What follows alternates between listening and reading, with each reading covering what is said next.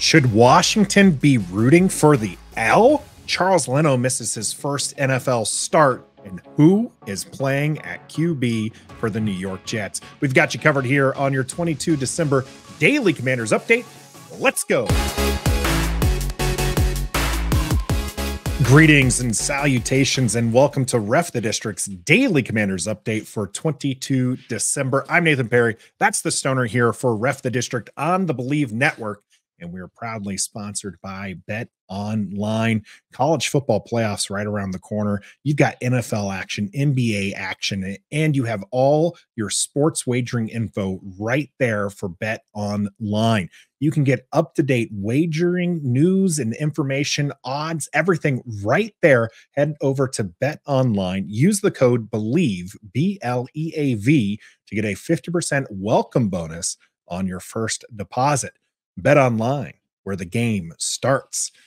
And of course, we encourage you to bet responsibly. Stoner here, not doing such a good job. I think 24 losses in a row, and it's only going to get worse as Washington is one of yours. You took the over on 6.5 wins. Washington needs to win out, and there is good possibility, Stoner, that they win this game against the Jets. This is kind of like the tankathon game here, as both teams right there at pick, I think 4 and 5 currently. So this could determine who sticks around that top 5 pick range and puts themselves into a position to take one of the elite talents right there at the top. We are not pro tanking. Never. A lot of people, though, are, and they want Washington to set themselves up for a better future with a higher draft pick. And somebody who's not big on tanking is PFT Commenter. He's got his own show out there. Great, funny guy. JP Finley talked with him about the Commanders and the Jets and draft positioning being on the line. And PFT Commenter says, I get 17 weekends a year where I get to cheer for my team. So I'm going to cheer for my team. Yep. I do think about Burrow losing to Miami, though. The reference there was, of course, 2020 draft. Washington was picking 2 instead of 1 and lost out on the Joe Burrow sweepstakes and ended up taking Chase Young there with the second pick. Of course, a lot of people also point out that they could have taken Tua or Justin Herbert, and there's a lot of aspects. Why, in this tankathon battle here, because both teams are awful. Both teams are looking to possibly lose this game through either personnel decisions or coaching decisions. Why can't we root for the L? Well, I think PFT Commenter had it perfectly, and I've been saying this for years. In the NFL, you get 17 weeks a year to root for your team. It's different in the other sports. When baseball, you got 162 times. So you lose a game here and there, it's not as big a deal. Even in NBA and NHL, you got 82 games a year. 17 is all you get. And every single one of those games is a war. And you don't want to sit there and hope your team loses. I get the big picture. I understand the other side, Nathan, where people want to say you get leverage with a higher draft pick. You get a better choice of personnel with a draft pick. But 2020 is a perfect example. When they beat Miami in 2019 and ended up losing out on that first pick in the draft, which ended up being Joe Burrow, number one, revisionist history, the mandate for Ron Rivera was fix Dwayne Haskins. Period. Dwayne Haskins is your guy. You don't get to draft a quarterback. So he couldn't, even if he wanted to, if Ron Rivera wanted to. And then, like you said, and I've been kind of crowing about for weeks and weeks and months, look what happens after that number 2 pick. Tua was there, Justin Herbert was there, and you had the opportunity, even if you were taking a quarterback and couldn't get Joe Burrow, you still have Hall of Famers, not yet, but you have all pros, top 10 quarterbacks in the league who are going to be there.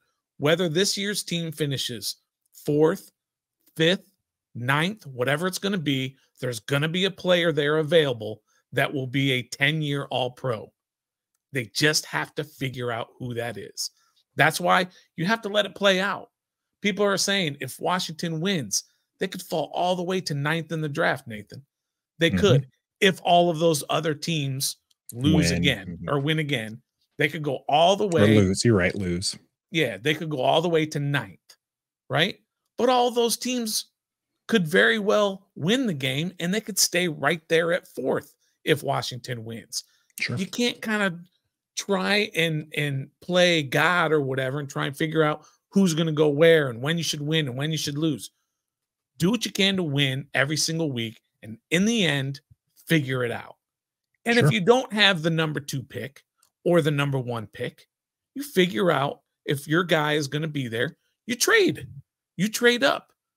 You do what the you do have an extra second and an extra third in this draft. Right. Use that ammunition. When they in the RG3 draft of 2012, what did they have? The sixth pick of that year? Yep. Mm-hmm. And they traded a whole bunch of dudes to go up and get their guy at 2. It's just really that simple. And look at what the Rams did, by the way, with those picks. Nada. A bunch of garbage, it turns out, because they didn't have the right personnel guy to make the picks. It doesn't matter where you draft. It matters who is making the selection and who they pick. Yeah, the right player matters. And of course, we talked a little bit about Ben Johnson on yesterday's Daily Commanders update. And a lot of people are like, don't focus on the coach, focus on the GM. And that is important. They are very much lesser known names than the head coaches. The head coach, though, will determine what happens on the field, but they need the right personnel, like you said, personnel decision makers and there. And so we'll talk more about the GM as we get into the off season and that kind of stuff. As far as the tanking is concerned, it's interesting to me because there's such a hyper focus towards the end of the season. People will point to that Miami game and how they won that game, but they won't look at early on in the season, right? Is Washington, if they win against the Jets this weekend, any less of a buffoonery than winning against Arizona or Denver at the beginning of the season? All of those wins play a part. It's just we tend to get hyper focused at the end, because now both the Jets and Washington are outside of the playoff race. They've both been eliminated. And so now you have nothing to play for besides getting that draft pick. So people hyper focus on it. I just don't see how it matters that it's this late in the season compared to earlier. You're right. Cheer on the team. And we hope that they do well, because honestly, these last few weeks, they've been stinky. Right. And they've been awful. How fun was that? And it's just not fun. We want to see them be competitive. Look at when Jacoby Brissett came in against the Rams, and the offense started moving, and how exciting that was. And it was just like, hey, look at that. Terry McLaurin gets his first 100-yard game of the season. I want to have that excitement. I am going to be here on Christmas Eve watching the game and want to make sure I go into the family Christmas Eve party being able to lord it over the Cowboys fans there, that my team won, and it's going to be a better team in the future because there's so much promise with the next GM, the next head coach, and a new owner. There's lots of things I think to be excited about. So, win the also, game, Nathan, make the right choices. 100%. I agree 100% with you. And if you think about also to last year, let's just go back to last year when they were out of the playoffs. Week 18, game 17 against the Cowboys, Sam Howell start. And they won that game. They could have had, I believe, the 13th pick had they lost. They would have had the 13th pick in the draft. Could they still have gotten Emmanuel Forbes at 13? Yes, of course. Obviously, he was available at 13 because he was at 16 when you grabbed him. But there are other players that were picked after Emmanuel Forbes that you could have drafted. Christian Gonzalez was right there. He was 17. He was picked after. Joey Porter Jr. was picked first pick of the second round. These guys were all available. Again, it was not that you had to have a guy at 13 that got selected. There wasn't anybody that you were trying to get at 13 that was selected. Your guys were still there, and so were guys that were better than your guy. Sure. And you just have to make the right choice. So worry about all of that in the end, in the offseason, when it's all played out. Don't try and be the guy who decides who's going to win, who's going to lose, and who's going to pick. Because, again, they could actually lose this game, and they'd still be at 4. They may not move up. Sure. And then they could win the next game. But, again, the one last year, against the Cowboys. They won the game. You felt good. Sam Howell looked pretty good. You went into the offseason feeling good. That has no bearing on what 2023 brought in the regular season, but it just brought a sense of hope and renewal and all of that good stuff that you went into. Sam Howell stinks it up these last 3 games, or are we really that excited? Yeah, no one's going to be happy about that. So we gotta cheer on a W. Got to cheer on good play. I know a lot of people are kind of in that in between where there's just like they want to see their team perform well, but still then lose, get the L.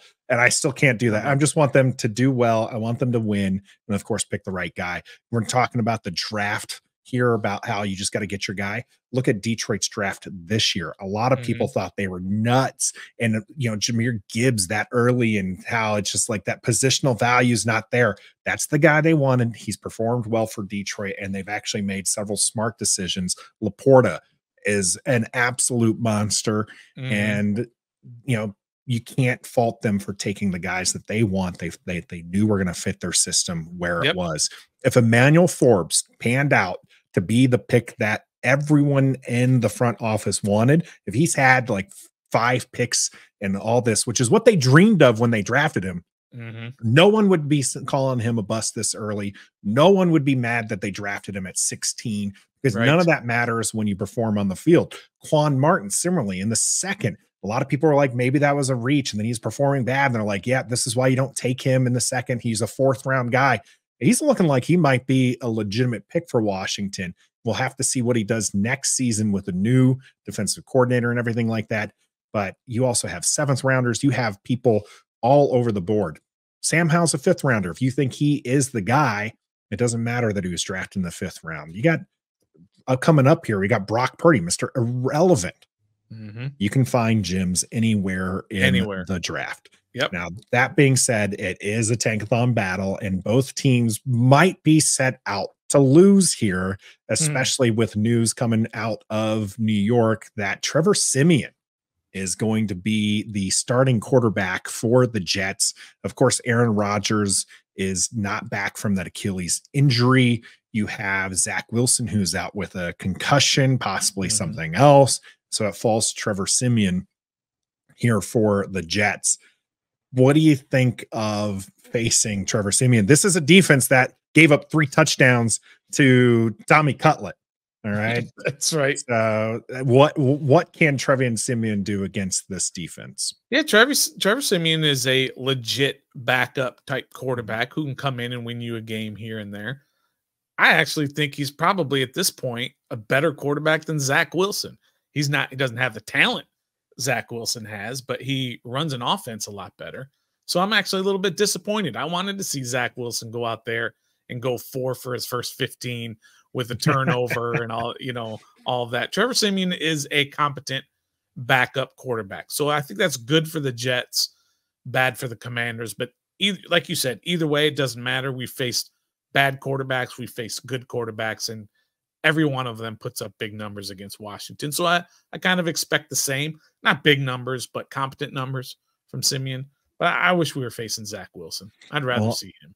I don't know that he really impacts the Jets offense that much. The Jets coming into this game with the 32nd ranked offense, just not the immovable object, whatever the opposite of that is, not an unstoppable force at all. The stoppable force is what it is. That's what we're trying against to go the for movable here. Object. Against the movable object is the defense for the Washington Commanders, ranked 32nd.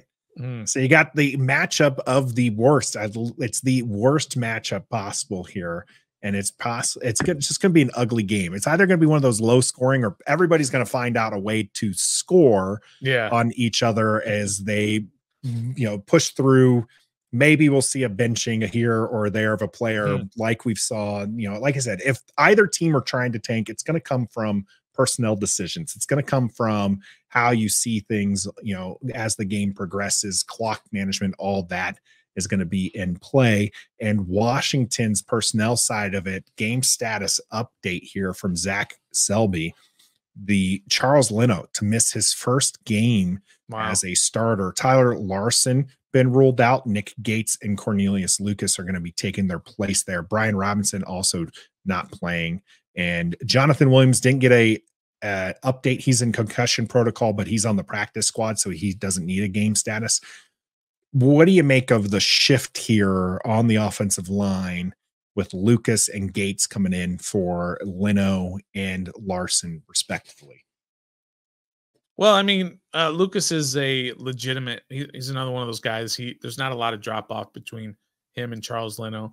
Now, Charles Leno, that is surprising. As you said, it's not just his first start that he's missing with the Commanders. It's the first start of his career that he's missed in 10 seasons in the NFL, which is remarkable for anybody, especially an offensive lineman.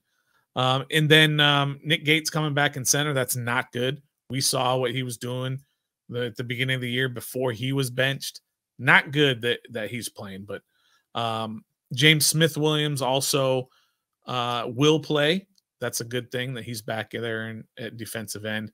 And then Percy Butler, I think, also is questionable. I think he's just sick at the moment. So, I mean, it's that time of year where you're going to see a lot of these injuries and all that. But with the offensive line, you're going to basically have 2 to 3 backups that are in the game, and that's a little bit concerning when you've got a quarterback who could get back on track for that sack record. Yeah, it's going to be interesting. Nick Gates obviously benched for his horrific play, and we see Tyler Larson come in. Now, statistically speaking, there wasn't that big of a change between the two. There was probably a little bit more of a feel as when Larson came in, the offense did start to improve. But of course, as time went on, the offense regressed there with Larson under center. So it'll be interesting to see how Nick Gates performs there in the center, because we have seen some horrific center play from Nick Gates. You mentioned Lucas. He's been a solid player to have as a swing tackle in the NFL. The drop off from Leno to Lucas is not as significant as something like going from Williams to Leno, right? Like it's not, you're not losing a whole lot there. You're probably losing a little bit of consistency, but Lucas should hold his own. You mentioned James Smith-Williams being in, and that's something Washington it'll be interesting to see where they play him, because James Smith-Williams been around. He's been up and down and all over. Will Ron Rivera, who's calling the defense there, I mean, I know he's kind of passed off some of the duties there, but will he opt to keep the rookies? Because we've been seeing a lot of Jones and we've been seeing a lot of KJ Henry out there at edge. Will we start to see them more rather than James Smith-Williams and Tuhill? Probably not. You'll probably see the same sort of rotation that you had when it was Chase and Montez and Smith-Williams and Tuhill.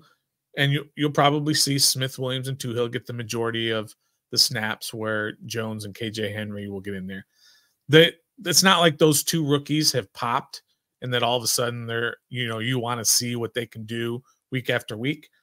They're just Jags. So I don't think it's going to matter. Maybe that's the better point. It doesn't matter who any of the four are. They're going to be out there. They're not going to make game-changing plays. A big dent, sure. Yeah, big dent. That's good.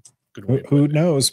Washington just a few weeks ago against the Giants, against Tommy DeVito, got a whole bunch of sacks. Maybe that's going to happen there again in the Meadowlands. The game is being played on Christmas Eve. There'll be no play-by-play from us here, and since we won't be on there, let's do our Christmas wish list right now, Stoner. What's on your Washington Commanders Christmas wish list? Very simple, Nathan.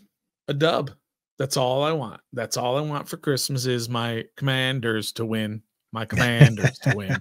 My Commanders to win. That's all I want for Christmas. You heard it here, Santa. You got to get us a W here.